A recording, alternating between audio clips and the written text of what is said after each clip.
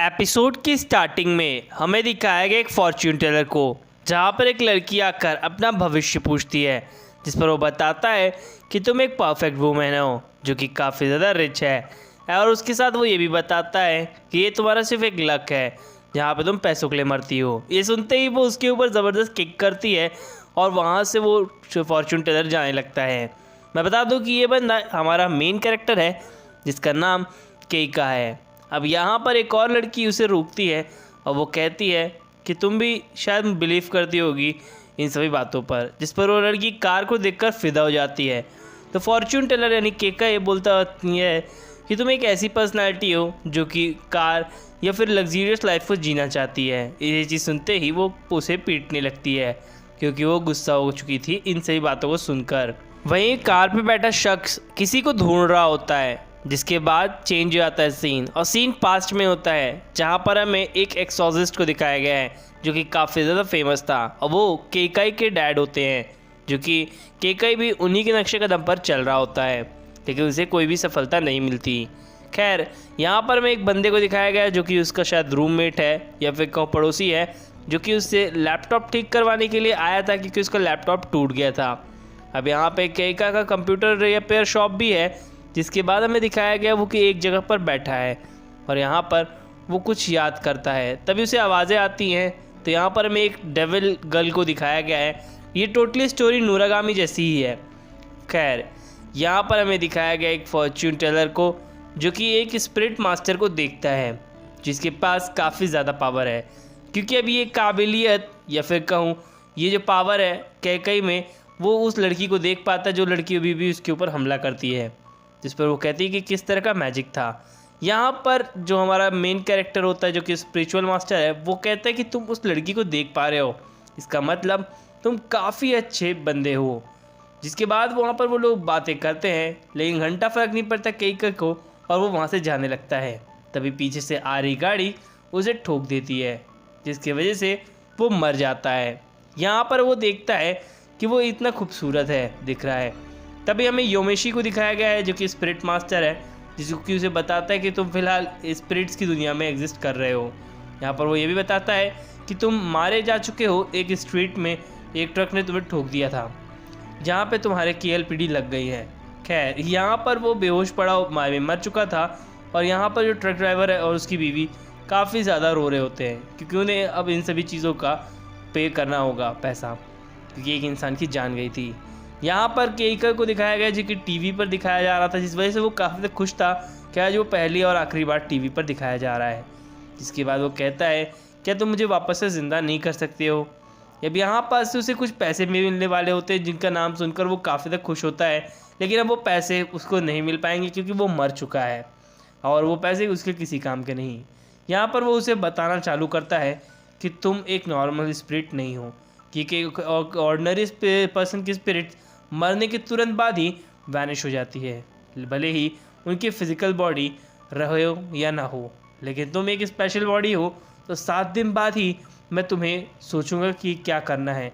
तुम्हें एक रीइंकार्नेशन का ऑप्शन देना चाहिए या नहीं, वो मैं तुम्हें बाद में बताऊंगा। यहाँ पर वो एक आत्मा बन चुका है, इसलिए वो अपने सर को दीवार के पार निकालता है, जहाँ पर एक काफ़ी ज़्यादा डरावनी लड़की उसके सामने होती है। और ये एक्चुअल में वही लड़की है जो कि कुछ समय पहले योमेशी और उस लड़की के बीच में फ़ाइट हुई थी।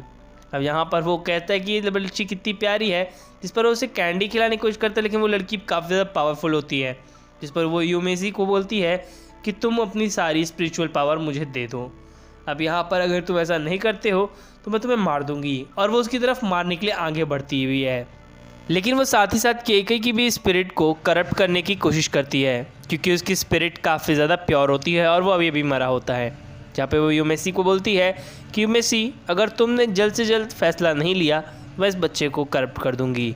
जिसके बाद वो उसके ऊपर यानी उस बच्चे के ऊपर अटैक करने की कहता है, लेकिन वो ऐसा करने में नाकामयाब रहता है। जिस पर वो लड़की बताती है कि इस आदमी के ऊपर वो जल्द ही अपना कंट्रोल हासिल कर लेगी। जिसके बाद वो कहता है कि जल्द से जल्द अपनी सारी स्पिरिट्स मुझे दे दो। यहाँ पे स्पिरिचुअल पावर की बात हो रही होती है। अब हमारा जो केइका होता है वो काफ़ी दूर जाके गिरा होता है, जिस पर वो कहता है कि क्या चल रहा है। तभी वहाँ पे वो लड़की आ जाती है जो कि कहती है योमेशी, जो कि पावर्स का भंडार है। हालांकि वो अभी भी एक स्कूली बच्चा जैसा दिखता है, जो कि ऐसा नहीं है। एक्चुअल में वो काफ़ी ज़्यादा पावरफुल है। उसके हाथ में इतना ज़्यादा पावर है कि अगर मैं उस पावर को ले लूँ तो वो खुद भी इनविंसिबल हो जाएगी और उस पावर से कोई भी अच्छा बंदा बन सकता है। जिसके बाद वो वहाँ से जाने लगता है और कहता है तब तो मुझे उस पावर को लेना चाहिए। और यहाँ से वो काफ़ी ज़ोरदार तेज़ी से भागता है।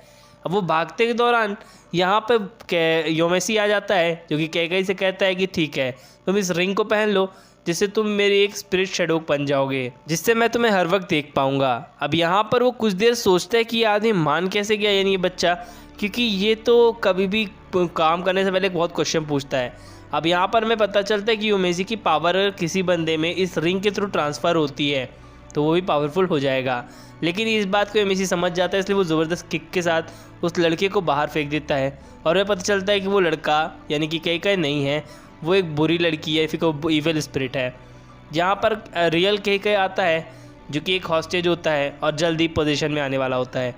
तभी यहाँ पर हमारा जो योमेसी होता है वो कैकई को अपना एक रिंग दे देता है, जो कि कुछ देर पहले वो उस लड़की को पहनाने वाला था।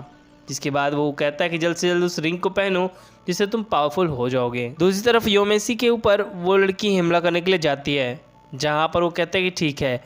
यहाँ पर कैकई उस रिंग को पहन लेता है और जैसे ही वो उस रिंग को पहनता है तो आसपास की सारी चीज़ें स्टॉप सी हो जाती हैं। जिसके बाद एक काफ़ी तेज़ लाइटनिंग होती है जो कि स्पिरिट पावर एनर्जी होती है, जिसको देखते हुए उस लड़की की भी फट जाती है। और यहाँ पे योमेसी कहता है this is the true power of spirituality. खैर यहाँ पर वो लड़की इतना तेज़ ज़्यादा चमकते हैं ये दोनों, जिसकी वजह से उस लड़की की इवल स्पिरिट्स के आसपास जो ऑरा होता है वो हट जाता है। जिस पर वो कहता है कि ये सारी फॉल्ट सोसाइटीज़ की है, उसकी कोई फॉल्ट नहीं है, वो एक काफ़ी अच्छी लड़की है, प्लीज़ उसे एक सेकंड चांस भी देना चाहिए।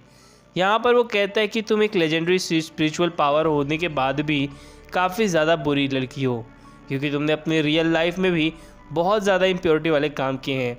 या इस चीज़ को कह के देखता है और कहता है कि वो ऑलरेडी मर चुकी थी, तो तुमने अभी उसके साथ क्या किया। जिस पर वो बताता है कि उसने पूरी तरह से उसकी सोल को वैनिश कर दिया है, जिसके बाद वो जन्म कभी नहीं लेगी। यहाँ पर वो उसे दिखाता है उस लड़की की असली सच्चाई, जिस पर वो बताता है कि ये एक ऐसी करप्ट सोल थी जो कि लोगों को मारा करती थी। यहाँ पर वो अपनी पहले खूबसूरती के जाल पर उन सभी लोगों को फंसाती और ख़त्म कर देती थी। टोटली एक साइको किलर मर्डरर थी। यहाँ पर हमें दिखाया गया है कि अब ये जो बंदा है, जहाँ पर वो कहता है कि इसलिए वो उसे माफ़ नहीं कर सकता था उस लड़की को, जिस पर वो उसकी बात नहीं सुनता, यानी कैकई। और तभी योमेसी को एक कॉल आता है। योमेसी उस कॉल को पिकअप करता है तो उसे पता चलता है कि उसे एयरपोर्ट के लिए निकलना है और उसे पहला काम अपने दोस्त कैकई के साथ भी करना है। तो एक प्लेन का सीन दिखाया जाता है और सीन शिफ्ट होता है वहाँ के एक रिसेप्शनिस्ट की तरफ, जिस पर वो कहता है कि मैम आप अपना आँख के ऊपर से सनग्लासेस और हैट निकाल दीजिए। जिसके बाद वो निकालता है तो वो लड़की की खूबसूरती को देखकर एकदम शॉक में हो जाता है। यहाँ पर वो लड़की कहती है कि तो क्या आप सही है। जिसके बाद एपिसोड यहीं पर ख़त्म होता है। गाइस, अगर आपको मेरी एक्सप्रेशन अच्छी लगी हो तो प्लीज़ चैनल को जरूर सब्सक्राइब करना और बेल आइकन दबाना बिल्कुल भी ना भूलें। जो मेरा न्यू चैनल है उसे भी जाके आप सब्सक्राइब कीजिए, वहाँ पर मैं भी अच्छी अच्छी नई नई मूवीज़ लाता रहता हूँ। And thank you to all and take care.